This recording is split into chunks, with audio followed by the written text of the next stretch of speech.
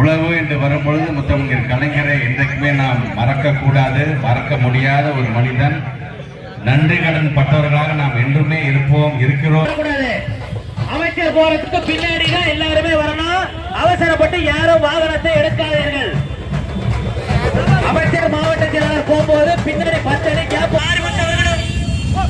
சிறப்பு அழைப்பாளர்கள் வருகின்றிருக்கிற நாகை மாவட்டத்துடைய பொறுப்பு அமைச்சர் மாண்புக்குரிய